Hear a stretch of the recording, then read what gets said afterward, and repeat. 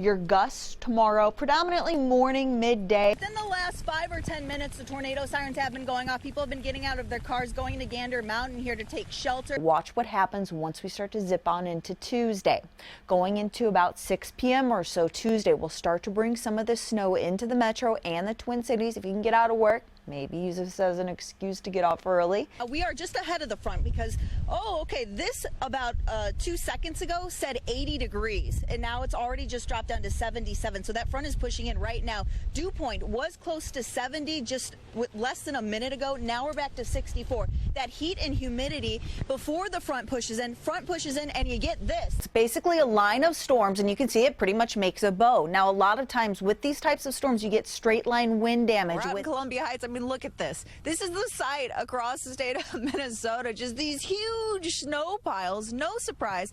Ran some of the numbers here. Now, when it comes to this month, main impact with this, and I think this is for everyone, not just those locations underneath the winter weather advisory. Again, the impact for the morning commute. Coming up here tomorrow morning, we're going to have some slick roads. Not a lot of snow, but some slick roads. Heavier stuff where the advisory is in place, basically from Eau Claire through just off towards St. Cloud, and then off to the north and to the northeast with that advisory, where numbers are about 2 to 4 inches of snow as opposed to say 1 or 2 close to the Twin Cities. As you can see, nothing on radar, satellite wise, nature tricking us, showing us that sunshine, and then you step out into this, right? Temperatures in the single digits below 0, even further up to the north. We're at 4 in the Twin Cities. Glencoe, Hinckley at 0, western Wisconsin below 0. And again, those are our actual temperatures. Not much of a wind, but when it blows, you are going to feel that with wind chill values down below 0.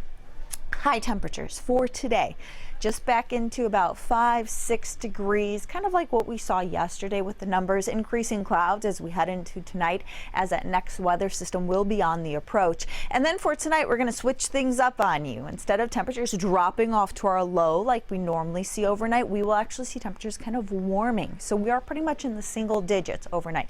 Warming, put that one in quotes, right? Basically, instead of dropping, temperatures will either hold steady or just be warming. All right, so here's the timing when it comes to the snowfall. Let's go ahead and move this on through. Again, rest of today, unless a couple of flakes start to fall for the Twin Cities, for the most part, we're waiting until well after midnight, early morning hours that we start to see the snow push in. 3 a.m. or so, we'll start to see some of this snowfall. Quick system kind of brushes on through. Again, the morning time frame for the commute could be impacted with this. Goes till about 9 a.m., moves off to the east of western Wisconsin as we hit about noon. Snowfall amounts for the Twin Cities, 1 to 2 inches tops. Off to the north into the northeast, that's where those numbers come in, maybe about closer to 4 inches or so. So overall, not too bad, but definitely something that is going to be making an impact. All right, let's check out that 7-day forecast, because we do have another shot of cold air back behind the system I want to give you a heads up on. Overall, temperatures, they're not too bad for Thursday, Friday. We're pretty much in close to 30 degrees, but then once we head into Saturday and Sunday, those numbers